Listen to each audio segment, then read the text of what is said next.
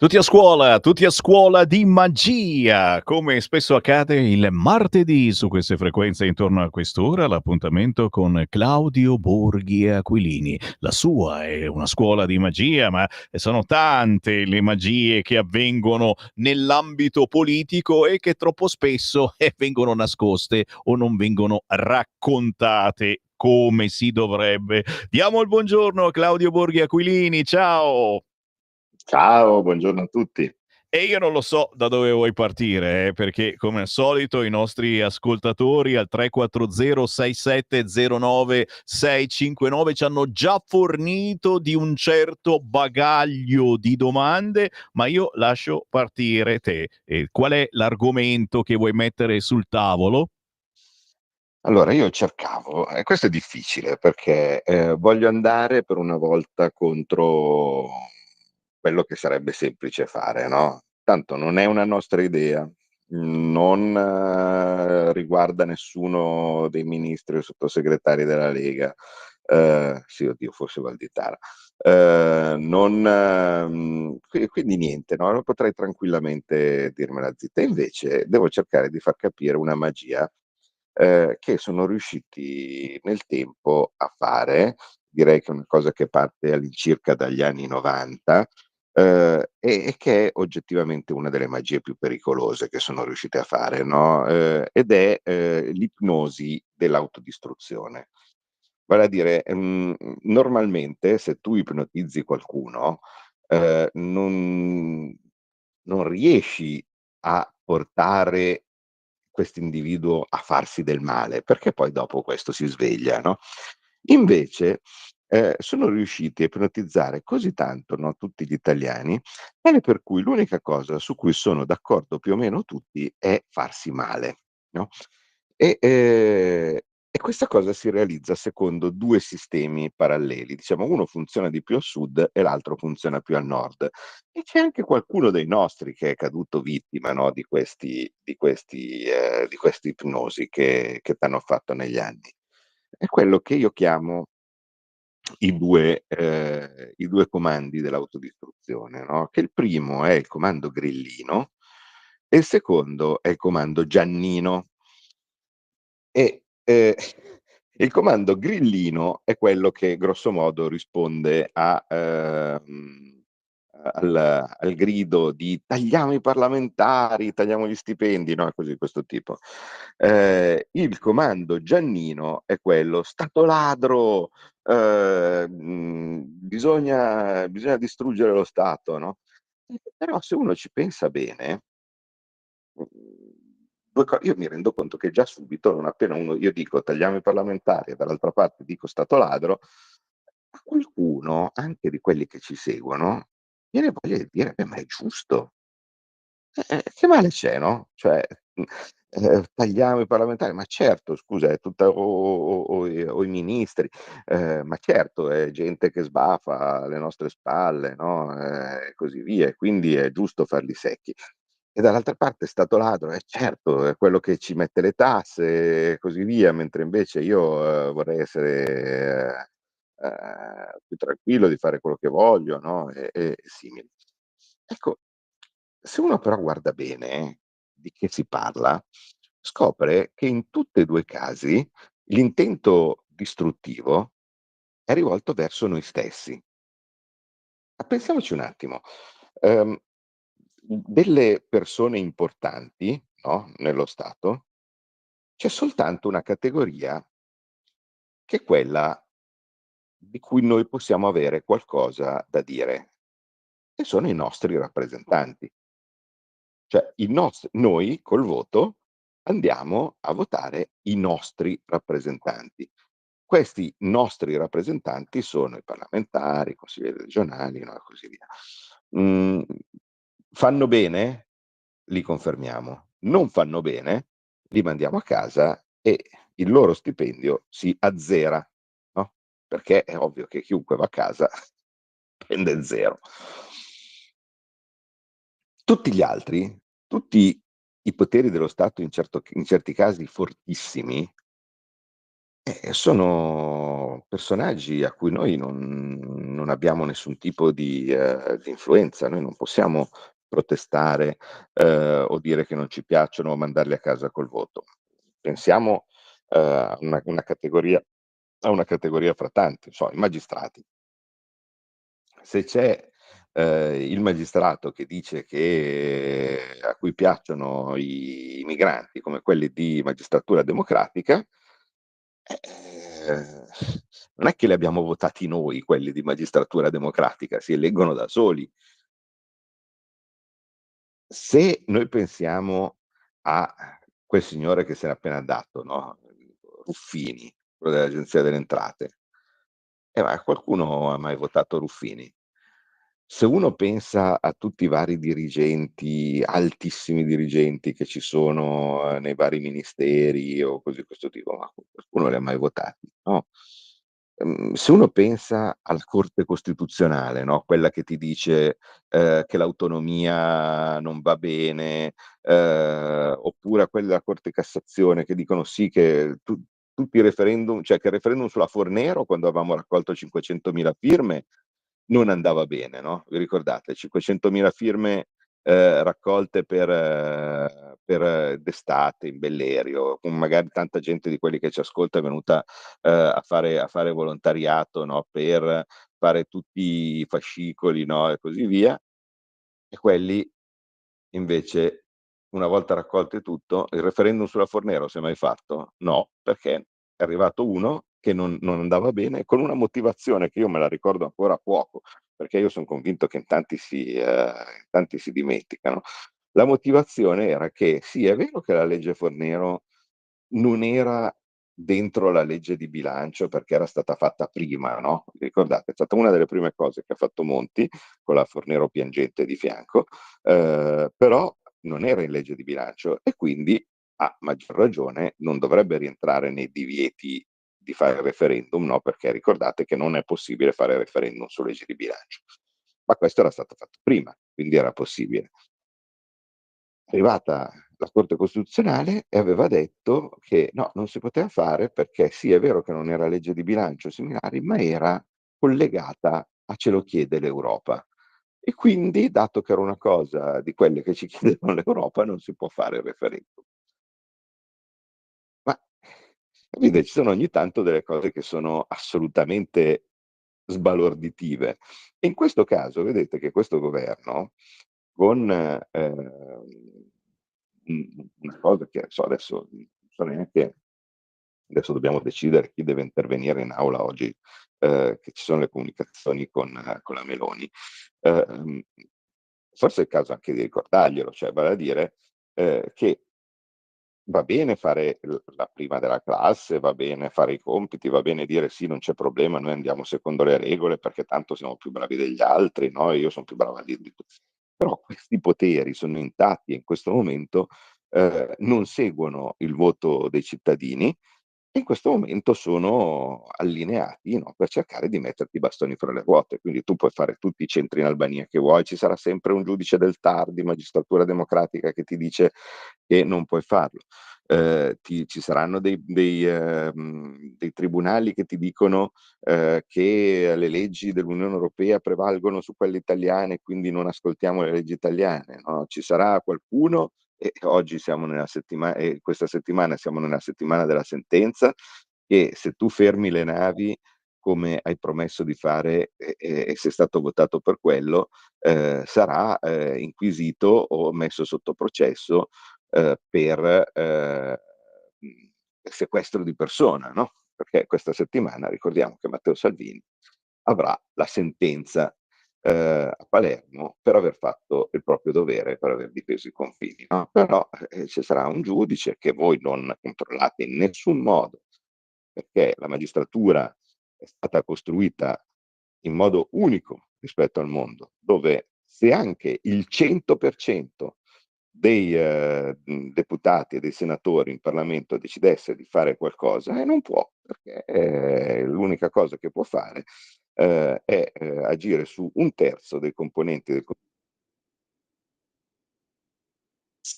di 2/3 e quindi i giudici si autoeleggono i loro "capi", fra virgolette, no, in quantità di 2/3 e il Parlamento ne elegge 1/3 e quindi questa cosa significa che questo 1/3, probabilmente sarà diviso a metà fra maggioranza e metà fra opposizione, ma se anche ci fosse l'accordo totale fra tutte le forze del Parlamento per, dare una certo tipo di impostazione, no, alla magistratura, i nostri eletti al CSM non potrebbero farlo perché qualora, ehm, la parte togata fosse d'accordo, no, di fare una determinata cosa, mette in minoranza, la parte eletta.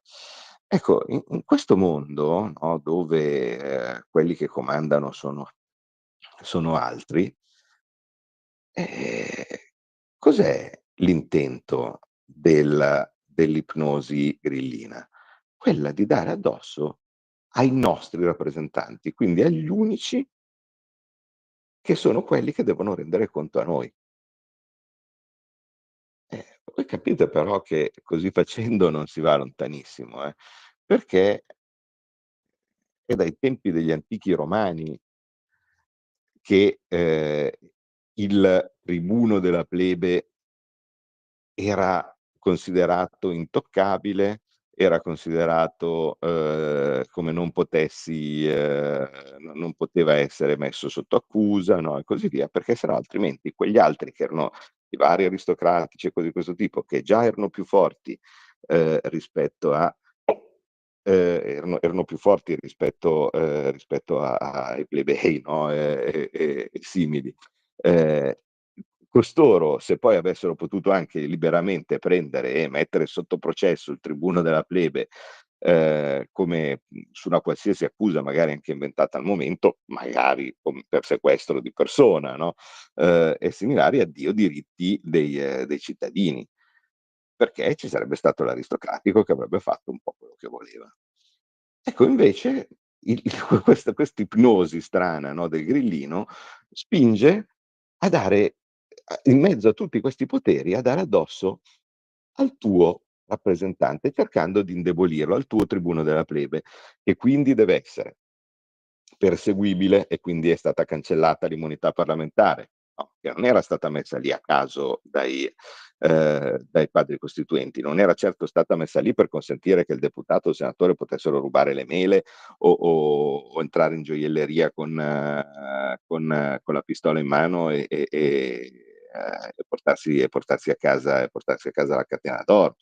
Era stata considerata, era stata pensata proprio per evitare che qualsiasi cosa facessero, dei poteri più forti e non dipendenti dai cittadini potessero impedire ai rappresentanti dei cittadini di fare quello per cui erano stati eletti. E infatti funzionava. Certo che poi è stato facile prenderne qualcuno che invece, faceva delle cose fuori legge, nel qual caso era finanziamento ai partiti, cioè ai tempi di Mani Pulite, quindi anche lì ci sarebbe da discutere sull'entità del reato, ma è bastato prenderne qualcuno, no, per trovare la scusa perfetta per mettere tutti contro i propri rappresentanti. E adesso noi ci troviamo dei rappresentanti che sono deboli, perché se appena provano a fare quello per cui sono stati eletti, è possibile che siano inquisiti. Voi capite che non è poco. Prendere e avere una politica che è sotto scacco e non appena dicono qualcosa che non quadra, ma prendo un caso dei giorni scorsi, che non è sospettabile di essere leghista. Esposito, era uno del PD. Questo parlamentare del PD, no, Esposito, non so se ve lo ricordate, ogni tanto andava anche in televisione, c'aveva gli occhialini, insomma era uno, insomma, abbastanza anche per bene come persona. A un certo punto, io me lo ricordo perfettamente perché lo pubblicai, prende e fa un bel discorso in televisione dicendo: "Ma noi, ehm, abbiamo tutto a posto, abbiamo la coscienza pulita, siamo tranquilli". Per esempio, il Monte dei Paschi, e lì ha nominato purtroppo la sua condanna a morte, no, Ma dire che le cose fatte nel Monte dei Paschi non sono andate bene, è una cosa che possiamo permetterci di fare o meno?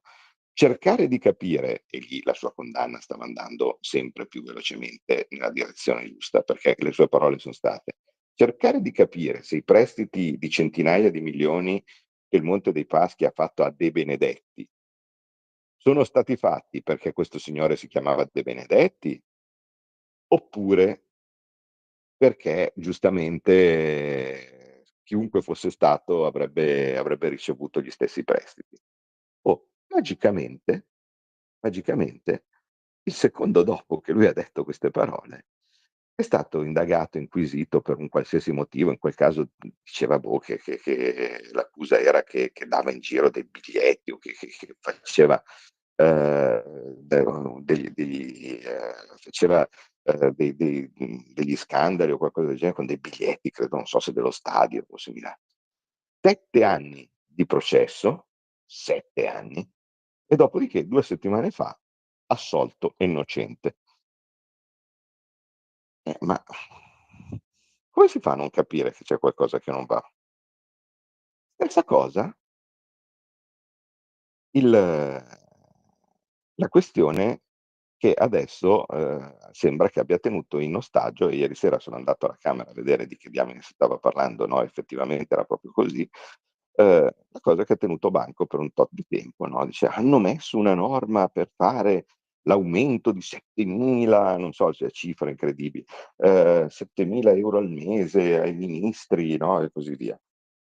Ma qui la cosa era abbastanza semplice, se lo ricorda bene avevo capito questa cosa che non sapevo, ehm, proprio parlando con un ministro della Lega della scorsa legislatura, che era il ministro Bussetti, che è stato per breve tempo nel governo giallo-verde ministro dell'istruzione. E lui non era parlamentare, lui era provveditore agli studi, era stato nominato, ministro dell'istruzione, e praticamente lui, diceva: "Ma io, essendo che non sono parlamentare, quindi non sono coperto da nessun tipo di rimborso spese per quello che faccio, se per caso devo tornare a casa mia dalla mia famiglia, no, tipo nel fine settimana, praticamente vado in perdita, no, perché già se solo metto tutti i costi delle trasferte, che gli avevano dato, la risposta sbagliata. Cioè gli avevano dato la risposta dicendo: "No, ma che problema c'è? Tu dici che tu ti organizzi una trasferta istituzionale, no, dalle parti di casa tua, che tanto in ogni caso basta che vai a vedere una scuola e tutto va bene, e poi ti viene rimborsato." Ovviamente questa cosa, che diventava pretestuosa, ha portato a essere sotto inchiesta, perché abusava, perché faceva e cose di questo tipo. Allora, dato che o tu fai un ministro che deve essere di Roma, o altrimenti, se non sei di Roma,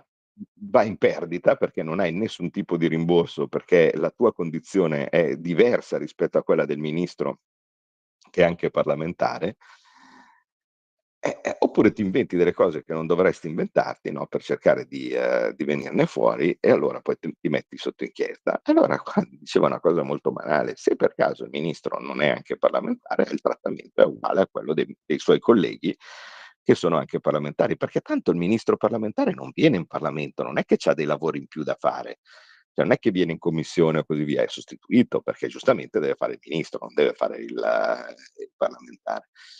Ecco, apriti cielo, oddio, 7.000, 7.000, allora sono 5, no, i ministri che sono in questa condizione, oltretutto quasi tutti, che ostentatamente non hanno particolari problemi economici, perché per dire uno è Crosetto, che, quando era nel privato, cioè che lui ci perde a fare il ministro e tanto, perché lui aveva dei redditi che erano vicini al 1.000.000, se non mi ricordo male, no, e quindi andare a fare il ministro a 80.000, ci perde diviso 10, quindi lo fa per spirito di servizio, no, diciamo così.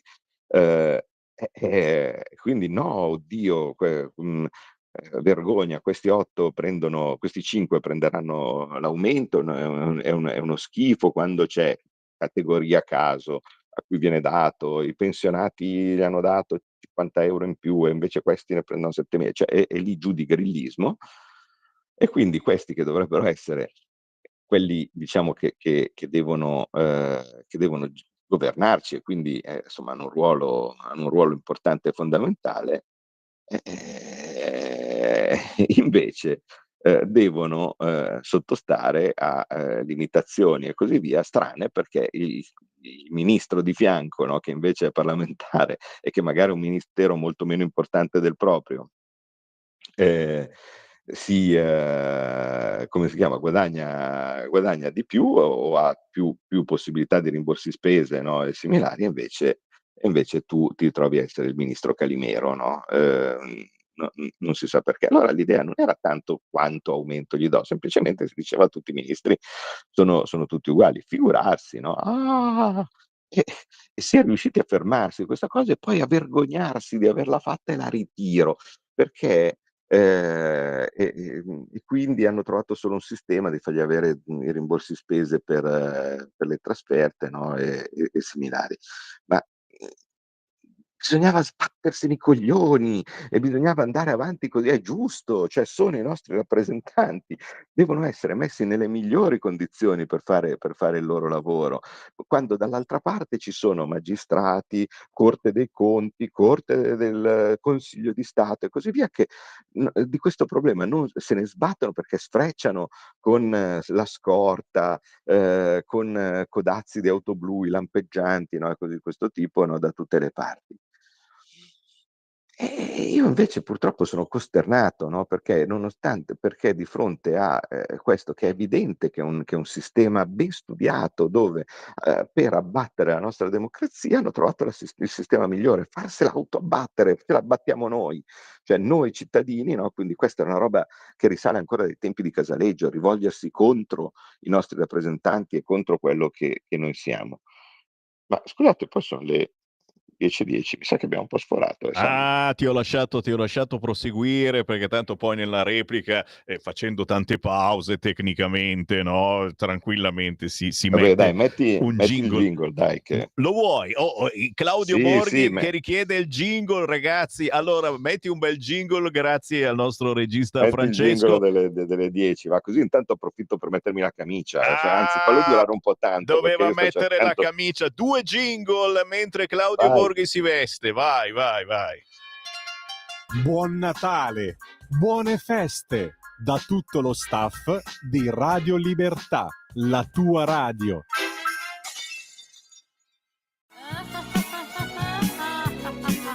Pesca dalla rete, le interviste di Luisella Pescatori, detta La Pesca, con le freelance di Rete al Femminile, le voci fiere di una nuova prospettiva, ovvero segreti e consigli del lavoro autonomo declinato al femminile.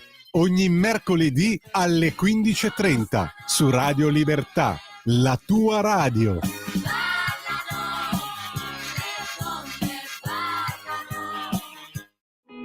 In quanti ti promettono trasparenza, ma alla fine ti ritrovi sempre con la bocca chiusa e non puoi dire quello che pensi. Radio Libertà non ha filtri né censure, ascolta la gente e parla come la gente. Sempre più liberi con La tua radio è il nuovo sito che mette in prima pagina opinioni, firme, notizie, uno sguardo nuovo e originale sui fatti che ci circondano. Il nuovo quotidiano online, semplicemente radiolibertà.net. Semplicemente in diretta ogni martedì a quest'ora. Claudio Borghi e Aquilini, la sua scuola di magia, che poi potete riascoltare in podcast sul sito radiolibertà.net e naturalmente in replica nel corso di queste serate nel weekend.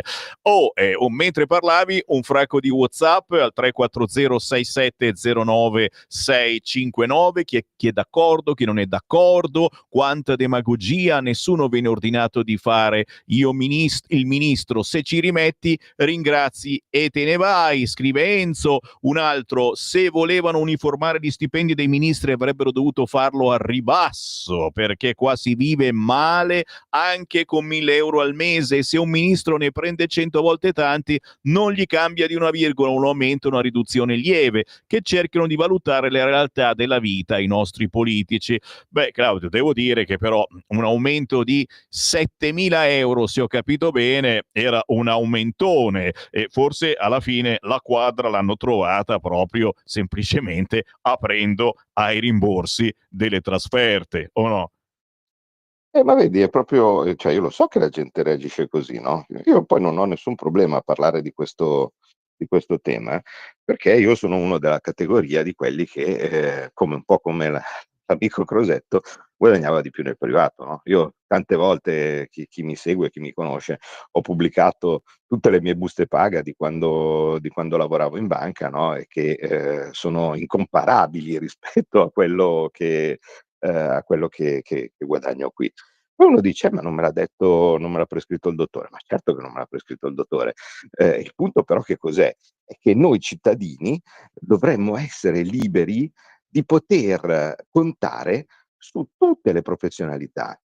Poi, se a noi va di eleggerci come rappresentante uno che era disoccupato, ma che pensiamo che possa essere bravissimo come nostro rappresentante, benissimo, ma non è che dobbiamo limitarci, no, e evitare di poter nominare, se pensiamo che questo possa essere un buon nostro rappresentante, a uno che magari nel privato invece guadagna tanto. Bisogna riuscire a poter essere liberi di poter eleggere chi vogliamo, no, e quindi come tale, se io dico che devono essere che i nostri rappresentanti devono poter guadagnare 500 € al mese perché io guadagno 500 € al mese, ho capito, ma in realtà non è furbissimo. E poi dopo questi stessi sono quelli che si incazzano perché il proprio presidente della squadra di calcio non paga il campione che invece si vorrebbe avere come centravanti, no, "Fuori i soldi, non è possibile che tu non vuoi spendere per tenersi Thiago Silva, per tenersi Kakà, per tenersi", questo per ricordare alcune cose che venivano dette al secondo Berlusconi, no, che finché pagava per i campioni più forti del mondo andava benissimo. Una volta che ha cominciato a dire: "Teniamo un po' i remi in barca", dopo era stato criticato anche lui pur dopo aver vinto tutto. Però per il calcio va bene, perché noi dobbiamo avere le persone migliori per farci vincere lo scudetto. Per la nostra vita invece no, 0, paghiamo un cazzo perché deve pagare quello che prendo io. Ma non funziona così. Cioè, questo, il tuo populismo, no, che non è quello buono che noi abbiamo sempre, diciamo portato avanti, che è quello che dice che i cittadini devono poter dire la propria, devono devono essere quelli che stanno alla base di tutte le decisioni, tu lo stai girando verso una cosa autodistruttiva. Vale a dire, invece di dire: "Io voglio avere i migliori, voglio poter essere rappresentato dalle persone migliori", perché tanto il suo stipendio, non solo non mi interessa tagliarlo, il suo stipendio io lo posso azzerare lasciandolo a casa se per caso non va bene. Qualsiasi deputato, qualsiasi senatore ha il nome che è scritto sulla scheda, nel mio caso era scritto in Toscana. Se i toscani si svegliavano la mattina e dicevano: "Ma guarda che io, l'ultima cosa che voglio fare è essere rappresentato da Borghi", votavano un altro e io stavo a casa. Proprio era facilissimo azzerarmi lo stipendio, non limitarsi a tagliarlo, no, bastava fare così. Eppure invece no, bisogna 7.000 € di stipendio, no, e cose di questo tipo, quando invece non è che era il mega aumento, non è che si stava dando l'aumento a qualcuno, semplicemente si stava dando a uno lo stesso stipendio che c'avevano gli altri. Tutto lì, poi te lo regoli al ribasso. Benissimo, regoliamo tutto al ribasso, così facendo non potremo convincere persone che magari invece sarebbe utile avere come ministri, perché dice: "Ma scusate, ma perché io devo fare un mestiere dove rischio di finire sotto processo se faccio qualcosa?" No, così come il caso di Salvini, dove mi minacciano sotto casa, dove sono di fronte a poteri fortissimi che volendo mi possono fare il culo e in più lo faccio per un piatto di lenticchie, perché sempre per il bene della patria. Poi tutti: "Sì, c'ero io, lo facevo per il bene della patria, lo facevo gratis". Vabbè, ho capito, ma allora torniamo allo statuto albertino, no, quando alla fine poi la politica la potevano fare solo i nobili o quelli che avevano le spalle sufficientemente larghe di loro per poter fare tutto senza, preoccuparsi di avere un qualche tipo di riconoscimento. In parallelo, e qui arriviamo all'altra gamba dell'ipnosi, no, che ci hanno fatta e che vedete anche dalle comunicazioni che arrivano alla radio, significa che è ben radicata, questa cosa qua. Che uno non ci pensa su, no, non riflette, no, sono convinti che la loro vita sarà migliore se i loro rappresentanti son trattati male. No, e no, ma non funziona così. Oppure se proprio i rappresentanti saranno meno qualificati, quello è grillismo, no, allora noi li tiriamo fuori col click day, e allora tutta una massa di soggetti che facevano qualsiasi tipo di lavoro, ma non adatti per fare il politico, perché c'era quello che vendeva le bibite allo stadio, e che improvvisamente catapultato, no, a fare il rappresentante dei cittadini, il risultato è stato Di Maio, no, cioè va bene, vogliamo avere Di Maio? Quello prego, cioè, io sinceramente ho provato a portare dentro in politica o in ruoli tanti che erano magari miei ex colleghi o similari, che io sapevo essere persone validissime, ma tanti m'hanno detto: "Guarda, io ti voglio bene, ma, so, io adesso, guadagno così e ho una carriera di un certo tipo. Finisco a guadagnare un decimo di quello che pur con i diciamo i livelli di paga attuali, finisco a guadagnare un decimo di quello che guadagno e poi dopo 5 anni o 3 anni, cose di questo tipo, cazzo ne so io di cosa ne sarà della mia carriera, di quello che farò, di quello che posso fare. Quindi, ti ringrazio, ma no.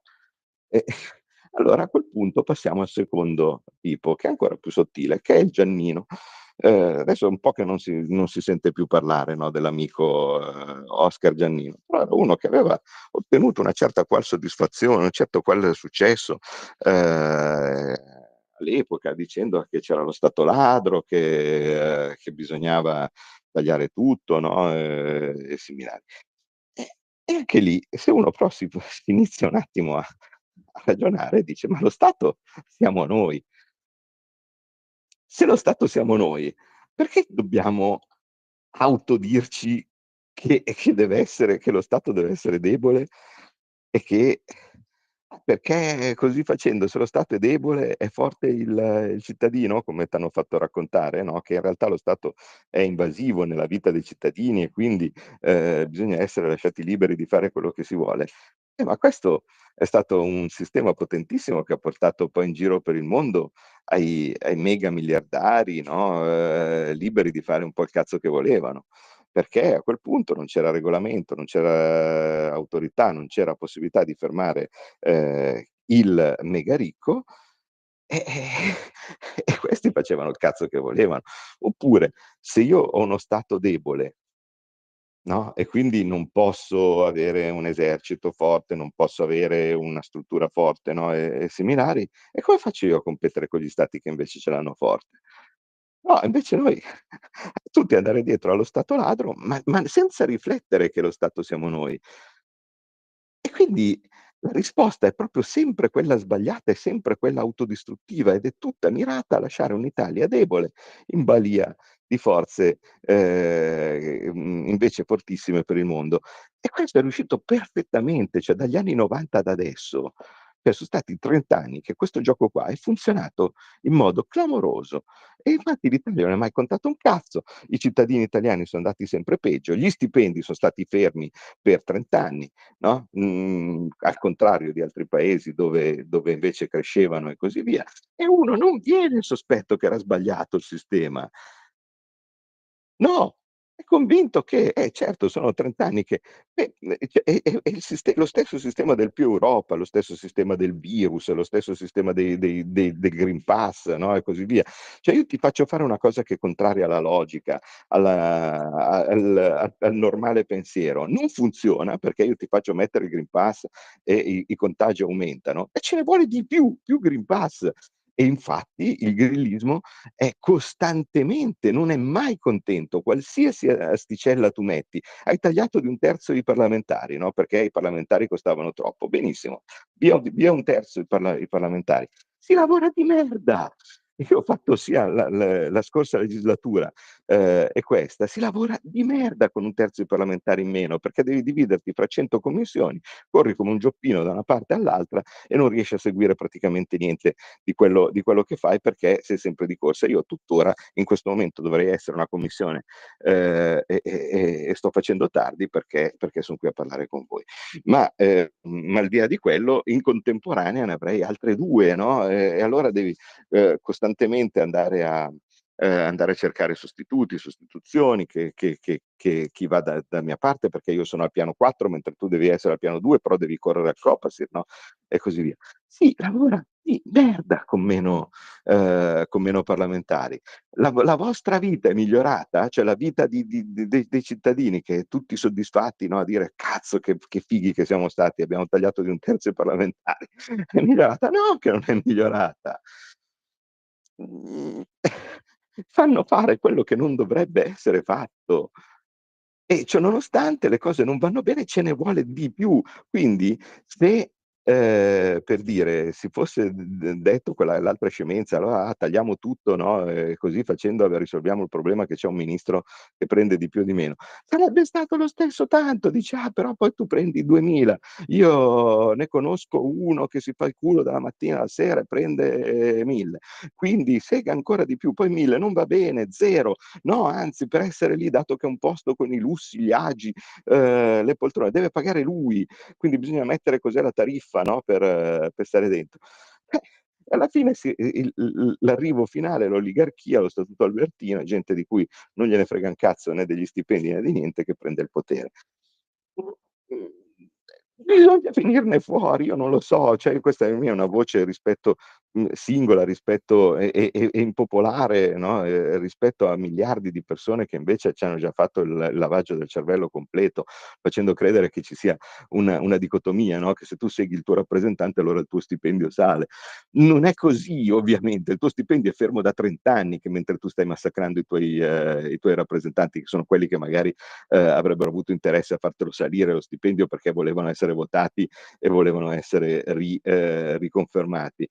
Il tuo stipendio scende da 30 anni, i tuoi rappresentanti son sempre più deboli, il migrante arriva a frotte perché il tuo ministro è sottostà, alla magistratura che dipende da come si sveglia, no, e così via. Le cose van sempre peggio e quindi tu, no, dici: più della stessa cosa, no, quindi ancora meno stipendio, ancora meno garanzie, ancora meno strumenti per poter fare bene il mio rappresentante. Chissà come andrà bene la cosa, andrà ancora peggio, allora ne vorrei ancora di più. È un sistema assolutamente sbagliato e io vi devo dire come stanno le cose, poi voi credete che in realtà sia che io ormai mi sono adattato e che sono uno che in realtà, vuole più casta, non me frega niente. Io ripeto, cioè ho tutte le mie buste paga che pubblico sempre di quelle che di quanto guadagnavo prima. Io son qua per grazia ricevuta perché, io sono assimilabile a uno di quei nobili del passato, no, che volendo potrebbe anche lavorare gratis. Ma dato che vedo le cose, è mio dovere dirvelo, le cose stanno così, quindi non fate i grillini, non fate i Giannini. Noi dobbiamo avere uno Stato forte che ci consenta di stare, allineati e combattere contro gli altri stati e dovremo avere dei rappresentanti forti che, difendano i nostri interessi al riparo di interessi e poteri che sono fortissimi e che non lavorano certo per voi. Claudio Borghi Aquilini, fotografia perfetta, tanti ascoltatori d'accordo, qualcuno meno, non fate i grillini, ma soprattutto fate girare il vostro cervello, per fortuna ancora forse ce l'avete. Ci fermiamo qui, Claudio, non so se ci sentiamo martedì prossimo, intanto sono arrivati una marea di saluti e di auguri per un buon Natale a tutti noi e naturalmente in modo particolare per te. Grazie mille a tutti, ciao. Ciao, alla prossima.